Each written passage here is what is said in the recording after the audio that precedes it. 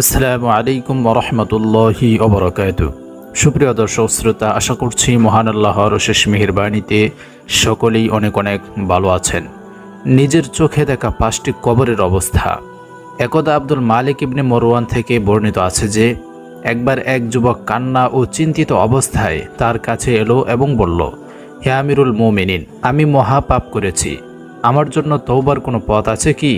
তিনি জিজ্ঞাসা করলেন, তুমি কি ধরনের পাপ করেছ? সে বলল, আমার পাপ অত্যন্ত জঘন্য। তুমি যে ধরনেরই পাপ করে থাকো না কেন, আল্লাহ তাআলার কাছে তওবা করো। তিনি তার বান্দাদের তওবা কবুল করেন এবং গুনাহ মাফ করে দেন। সে বলল, হে আমিরুল মুমিনিন, আমি কবর খুঁড়ে কাফন চুরি করতাম। কবর খুঁড়তে গিয়ে আমি অনেক আশ্চর্যজনক অবস্থা দেখেছি। মালিক বিন মরওয়ান জিজ্ঞাসা করলেন, তুমি কি কি অবস্থা দেখেছ তা খুলে বলো। সে বলতে লাগলো, হে আমিরুল মুমিনিন, এক রাতে আমি